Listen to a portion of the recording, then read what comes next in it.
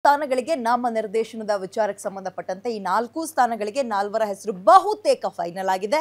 ಹಿಂದಾಗೆ 3 ಸ್ಥಾನ, ಒಕ್ಕಲಿಗ ಸಮುದಾಯಕ್ಕೆ 1 ಸ್ಥಾನ ಅಂತ ಇದೀಗ ನಿರ್ಧಾರಕ್ಕೆ ಬಂದಿದ್ದಾರಂತೆ. ಡಿ.ಜಿ. ಸಾಗರ್, ರಮೇಶ್ ಬಾಬು, ದಿನೇಶ್ ಅಮೀನ್ ಮತ್ತು ಹಾಗೆ ಒಕ್ಕಲಿಗ ಸಮುದಾಯದಿಂದ ಆರತಿ ಕೃಷ್ಣೆಗೆ ಅವಕಾಶ ಒಲಿದು ಬಂದಿದೆ. ಲಿಸ್ಟ್ ಬದಲಿಸೋಕೆ ಭಾರಿ ಸಾಹಸವನ್ನ ಮಾಡಿದ್ರು ಕೈ ನಾಯಕರು. ಡಿ.ಕೆ. ಶಿವಕುಮಾರ್ ಸೇರಿದಂತೆ ಹಲವರಿಂದ ವಿರೋಧ ವ್ಯಕ್ತವಾಗಿತ್ತು. ಎಲ್ಲರೂ ಕೂಡ ಒಂದೇ ಗುಂಪಿನವರಾದ್ರೆ ನಮ್ದೇನು, ನಮ್ಮವ್ರನ್ನ ಒಬ್ರನ್ನ ಹಾಕಿ ಅಂತ ಈ ಒಂದು ತಕರಾರಿನ ನಡುವೆ ಸುರ್ಜೇವಾಲಾ ಅವರು ಫೈನಲ್ ಆಗಿದ್ದಂತಹ ಪಟ್ಟಿಗೆ ಸ್ಟೇ ತಂದಿದ್ರು. ಅಂದ್ರೆ ಸ್ವಲ್ಪ ದಿನ ಸುಮ್ಮನಿರಿ ಅಂತ ಹೇಳಿದ್ರು. ಇದ್ರ ಬೆನ್ನಲ್ಲೇ ಇದೀಗ 3 ಸ್ಥಾನಗಳು ಹಿಂದಕ್ಕೆ, 1 ಒಕ್ಕಲಿಗ ಬಣಕ್ಕೆ ಹೋಗಿದೆ. ತಮ್ಮ ಬಣದಲ್ಲಿ ಒಬ್ಬರಿಗೆ ಅವಕಾಶ ಕೊಡಿ ಅಂತ ಡಿ.ಕೆ. ಶಿವಕುಮಾರ್ ಪಟ್ಟು ಹಿಡಿದಿದ್ರು. ಸೊ ಅದನ್ನ ಸಕ್ಸಸ್ ಮಾಡ್ಕೊಂಡಿದ್ದಾರೆ. ಅದರಿಂದ ಸಿಎಂ ಖರ್ಗೆ ಪಟ್ಟಿಗೆ ಹೈಕಮಾಂಡ್ ತಡ ಮಾಡಿತ್ತು, ಅಂದ್ರೆ ಸ್ಟೇ ಕೊಟ್ಟಿತ್ತು. ಬೆಂಗಳೂರಿಗೆ ಬಂದಾಗ ಅಂತಿಮ ಮಾಡೋಣ ಅಂತ ಸುರ್ಜೇವಾಲಾ ಅವರು ಹೇಳೋಗಿದ್ರು. ಮೊನ್ನೆ ಸುರ್ಜೇವಾಲಾ ಸಿಎಂ ಹಾಗೂ ಡಿಸಿಎಂ ಸಭೆಯಲ್ಲಿ ಇದನ್ನ ಫೈನಲ್ ಮಾಡ್ದಂಗೆ ಕಾಣಿಸ್ತಾ ಇದೆ. ಜುಲೈ 24ಕ್ಕೆ 4 ಹೆಸರನ್ನ ಘೋಷಣೆ ಮಾಡೋ ಸಾಧ್ಯತೆ ಇದೆ. ಸಿಎಂ ಖರ್ಗೆ ಕೊಟ್ಟಂತಹ ಪಟ್ಟಿಯನ್ನೇ ಬಹುತೇಕ ಫೈನಲ್ ಮಾಡೋಕೆ ನಿರ್ಧಾರ.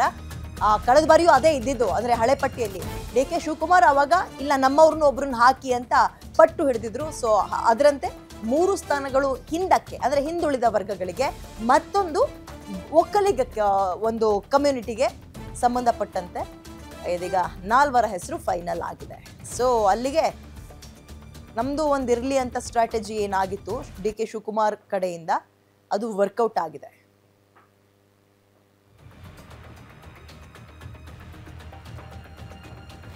ಒಕ್ಕಲಿಗ ಸಮುದಾಯದಿಂದ ಆರತಿ ಕೃಷ್ಣ ಅವ್ರಿಗೆ ಹಾಗೆ ಇನ್ನು ಒಟ್ಟು 4 ಹೆಸರು ಬಹುತೇಕ ಫೈನಲ್ ಆಗಿದೆ. ಕೊನೆ ಕ್ಷಣದಲ್ಲಿ ಏನಾದ್ರೂ ಬದಲಾವಣೆಗಳಾಗುತ್ತಾ, ವಿ ಡೋಂಟ್ ನೋ.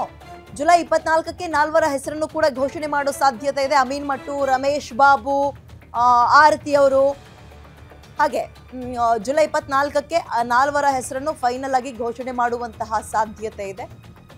ಈಗ ಇದರ ನಡುವೆ ಮತ್ತೇನಾದ್ರೂ ತಕರಾರು ಬರುತ್ತಾ ಗೊತ್ತಿಲ್ಲ. ಆರಂಭದಲ್ಲಿ ತಕರಾರು ಬಂದಿದ್ದೆ 4 ಹಿಂದ ವರ್ಗದವರಿಗೆ, ಅದರಲ್ಲೂ ಕೂಡ ಸಿದ್ದರಾಮಯ್ಯ ಅವರ ಬಣದವ್ರಿಗೆ ಕೊಡೋದು ಬೇಡ, ಅವ್ರು ಹೇಳ್ದವ್ರಿಗೆ ಕೊಡೋದು ಬೇಡ, ನಮ್ಮ ಕಡೆಯಿಂದಲೂ ಒಂದಿರಲಿ ಅಂತ ಸೀಟನ್ನ ರಿಸರ್ವ್ ಮಾಡೋಕೆ ಪ್ರಯತ್ನ ಪಟ್ಟಿದ್ರು ಡಿ.ಕೆ. ಶಿವಕುಮಾರ್. ಮೇಲ್ನೋಟಕ್ಕೆ ಅದು ಸಕ್ಸಸ್ ಆದಂಗೆ ಕಾಣಿಸ್ತಾ ಇದೆ.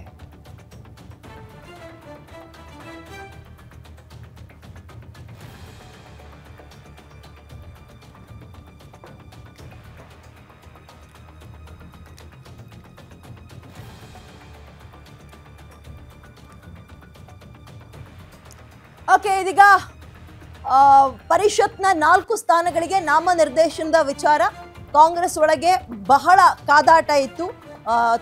ತನ್ನದು ತಮ್ಮವ್ರ ಕಡೆಯೇ ಅಂದ್ರೆ ತಾನು ಹೇಳಿದಂಥವರೇ ಆಗಬೇಕು ಅಂತ ಸಿದ್ದರಾಮಯ್ಯ ಅವರು ಪಟ್ಟು ಹಿಡಿದಿದ್ರು. ಅದಕ್ಕೆ ಮಲ್ಲಿಕಾರ್ಜುನ್ ಖರ್ಗೆ ಅವರು ಓಕೆ ಅಂತ ಅಂಕಿತ ಆಡಿದ್ರು.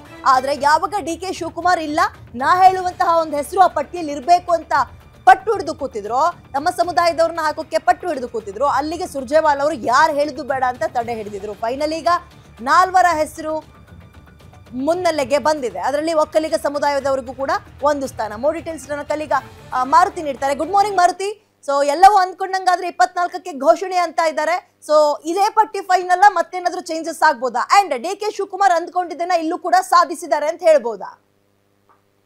ಇದೇ ಕಳೆದ 3-4 ತಿಂಗಳಿಂದಲೂ ಕೂಡ ವಿಧಾನ ಪರಿಷತ್ಗೆ ನಾಮನಿರ್ದೇಶನ ಮಾಡುವಂತ ಒಂದು ವಿಚಾರದಲ್ಲಿ ರಾಜ್ಯ ಕಾಂಗ್ರೆಸ್ ಅಲ್ಲಿ ಬಹಳಷ್ಟು ಬಣಗಳಾಗಿದ್ದು ನಿಜ. ಒಂದು ಕಡೆ ಸಿದ್ದರಾಮಯ್ಯ ಅವರು ಕೆಲವೊಂದಷ್ಟು ಹೆಸರುಗಳನ್ನ ಪ್ರಸ್ತಾಪ ಮಾಡಿದ್ರೆ, ಮತ್ತೊಂದು ಕಡೆ ಎಐಸಿಸಿ ಅಧ್ಯಕ್ಷರಾಗಿರುವಂತಹ ಮಲ್ಲಿಕಾರ್ಜುನ್ ಖರ್ಗೆ ಅವರು ಕೂಡ ಒಂದು ಪಟ್ಟಿಯನ್ನು ಕೊಟ್ಟಿದ್ರು. ಈ ನಡುವೆ ಕೆಪಿಸಿಸಿ ಅಧ್ಯಕ್ಷರು ಹಾಗೂ ಉಪಮುಖ್ಯಮಂತ್ರಿ ಡಿ.ಕೆ. ಶಿವಕುಮಾರ್ ಅವರು ಕೂಡ ಪ್ರತ್ಯೇಕವಾದಂತಹ 4 ಹೆಸರುಗಳ ಒಂದು ಪಟ್ಟಿಯನ್ನು ಕೊಟ್ಟಿದ್ರು. ಆದ್ರೆ ಹಿಂದೆ ಕಾಂಗ್ರೆಸ್ ಹೈಕಮಾಂಡ್ ಸ್ಪಷ್ಟವಾದಂತಹ ಒಂದು ಸೂಚನೆಯನ್ನ ಕೊಟ್ಟಿತ್ತು. ಮಲ್ಲಿಕಾರ್ಜುನ್ ಖರ್ಗೆ ಅವರನ್ನ ಒಳಗೊಂಡಂತೆ ಎಲ್ಲರೂ ಕೂಡ ಒಂದೇ ಪಟ್ಟಿಯನ್ನ ಕೊಡಬೇಕು, ಅದರಂತೆ ನಾವು ಅಂತಿಮ ಮಾಡ್ತೀವಿ ಅನ್ನುವಂತಹ ಒಂದು ಸೂಚನೆ ಮತ್ತೆ ಸಲಹೆಯನ್ನ ಕಾಂಗ್ರೆಸ್ ಹೈಕಮಾಂಡ್ ಕೊಟ್ಟಿತ್ತು. ಮೊನ್ನೆ ರಾಜ್ಯಕ್ಕೆ ಸುರ್ಜೇವಾಲಾ ಅವರು ಬಂದಾಗ ಈ 4 ಹೆಸರುಗಳ ಬಗ್ಗೆ ಚರ್ಚೆ ಆಗಿದೆ. 4 ಹೆಸರುಗಳಲ್ಲಿ ಅಮೀನ್ ಮಟ್ಟು ಮತ್ತೆ ರಮೇಶ್ ಬಾಬು ಹೆಸರಿಗೆ ಸಂಬಂಧಪಟ್ಟಂತೆ ಒಂದಷ್ಟು ಆಕ್ಷೇಪ ಮತ್ತೆ ಅಸಮಾಧಾನಗಳು ಇದ್ದಿದ್ದು ನಿಜ. ಆದ್ರೆ ಈ 2 ಹೆಸರುಗಳನ್ನ ಪ್ರಸ್ತಾಪ ಮಾಡಿರುವಂತದ್ದು ಮುಖ್ಯಮಂತ್ರಿ ಸಿದ್ದರಾಮಯ್ಯ. ಜೊತೆಗೆ ರಮೇಶ್ ಬಾಬು ಅವರಿಗೆ ಸುರ್ಜೇವಾಲಾ ಅವರ ಕಡೆಯಿಂದಲೂ ಕೂಡ ಸಪೋರ್ಟ್ ಇದೆ ಅನ್ನುವಂತ ಒಂದು ಮಾಹಿತಿ ಇರೋದ್ರಿಂದ ಬಹುತೇಕ ಈ 4 ಹೆಸರು ಕೂಡ ಅಂತಿಮ ಅಂತ. ಆದ್ರೆ ಈ ಬಾರಿ ಬಹುತೇಕ ಒಕ್ಕಲಿಗ ಸಮುದಾಯಕ್ಕೆ 1 ಸ್ಥಾನ, ಉಳಿದ ಹಿಂದ ವರ್ಗಕ್ಕೆ 3 ಸ್ಥಾನಗಳನ್ನ ಕೊಡೋದಕ್ಕೆ ಕಾಂಗ್ರೆಸ್ ಹೈಕಮಾಂಡ್ ಮುಂದಾದಂತೆ ಕಾಣಿಸ್ತಾ ಇದೆ. ಸಿದ್ದರಾಮಯ್ಯ ಮತ್ತೆ ಮಲ್ಲಿಕಾರ್ಜುನ್ ಖರ್ಗೆ ಅವರು ಕೊಟ್ಟಂತಹ ಎಲ್ಲಾ ಹೆಸರುಗಳು ಕೂಡ ಅಂತಿಮ ಮಾಡಿದ್ದಾರೆ ಅನ್ನುವಂತ ಒಂದು ಮಾಹಿತಿ, ಖಚಿತ ಮಾಹಿತಿ ಗ್ಯಾರಂಟಿ ನ್ಯೂಸ್ಗೆ ಸಿಕ್ಕಿರುವಂತದ್ದು. ಬಹುತೇಕ 24ನೇ ತಾರೀಕು ಸುರ್ಜೇವಾಲಾ ಅವರು ರಾಜ್ಯಕ್ಕೆ ಬರ್ತಿರೋದ್ರಿಂದ 24ರ ಸಂಜೆ ಈ ಒಂದು ಪಟ್ಟಿ ಅಧಿಕೃತಗೊಳಿಸಿ ಅಂತಿಮವಾಗಿ ಎಐಸಿಸಿಯಿಂದಲೇ ಬಿಡುಗಡೆ ಆಗುವಂತ ಒಂದು ಸಾಧ್ಯತೆ ಇದೆ. ಆದ್ರೆ ಇಲ್ಲಿ ಡಿ ಕೆ ಶಿವಕುಮಾರ್ ಅವರು ಹೇಳ್ತಿದ್ದೇನಂತ ಹೇಳಿದ್ರೆ 2 ಸ್ಥಾನಗಳನ್ನ ಒಕ್ಕಲಿಗ ಸಮುದಾಯಕ್ಕೆ ಕೊಡಬೇಕು ಅಂತ. ಯಾಕಂತ ಹೇಳಿದ್ರೆ ಆರತಿ ಕೃಷ್ಣ ಡಿ ಕೆ ಶಿವಕುಮಾರ್ ಅವರು ಪ್ರಪೋಸ್ ಮಾಡಿದಂತಹ ಹೆಸರಲ್ಲ, ಅದು ನೇರವಾಗಿ ಹೈಕಮಾಂಡ್ ಮೂಲಕ ಆ ಸ್ಥಾನವನ್ನ ಪಡೆಯುವುದಕ್ಕೆ ಆಕೆ ಸರ್ಕಸ್ ಮಾಡಿದ್ರು. ಸುರ್ಜೇವಾಲಾ ಹಾಗೂ ವೇಣುಗೋಪಾಲ್ ಇಬ್ರು ಕೂಡ ಆರತಿ ಕೃಷ್ಣ ಅವರಿಗೆ ಅವಕಾಶವನ್ನ ಮಾಡಿಕೊಡ್ಬೇಕು ಅನ್ನುವಂತಹ ಒಂದು ನಿರ್ಧಾರವನ್ನ ಈ ಹಿಂದೆನೂ ಕೂಡ ಮಾಡಿದ್ರು. ಆದ್ರೆ ಡಿ ಕೆ ಶಿವಕುಮಾರ್ ಅವರು ಪ್ರಸ್ತಾಪ ಮಾಡಿದಂತಹ ಕೆಲವೊಂದಷ್ಟು ಹೆಸರುಗಳಿಗೆ ಒಂದಷ್ಟು ಆಕ್ಷೇಪ ಮತ್ತು ಅಸಮಾಧಾನಗಳು ಮಲ್ಲಿಕಾರ್ಜುನ್ ಖರ್ಗೆ ಅವರು ವ್ಯಕ್ತಪಡಿಸಿದ್ರು, ಅದೇ ರೀತಿ ಸಿದ್ದರಾಮಯ್ಯ ಅವರು ಕೂಡ ವ್ಯಕ್ತಪಡಿಸಿದ್ರು. ಹೀಗಾಗಿ ಮುಂದೆ 3 ತಿಂಗಳಲ್ಲಿ ಆಗುವಂತಹ ಪರಿಷತ್ ಮತ್ತೆ ವಿಧಾನಸಭೆಯಿಂದ ವಿಧಾನ ಪರಿಷತ್ಗೆ ಆಯ್ಕೆ ಮಾಡುವಂತ ಒಂದು ಸಂದರ್ಭದಲ್ಲಿ ಆ ಬಣದಲ್ಲಿ ಇಬ್ಬರಿಗೆ ಅವಕಾಶ ಮಾಡಿಕೊಡೋಣ ಅನ್ನುವಂತ ಒಂದು ನಿರ್ಧಾರಕ್ಕೆ ಬಂದಂತೆ ಕಾಣಿಸ್ತಾ ಇದೆ. ಒಟ್ಟಾರೆ 24ನೇ ತಾರೀಕು ಈ 4 ಹೆಸರುಗಳನ್ನ ಅಂತಿಮ ಮಾಡುವಂತಹ ಎಲ್ಲಾ ಸಾಧ್ಯತೆಗಳು ಕೂಡ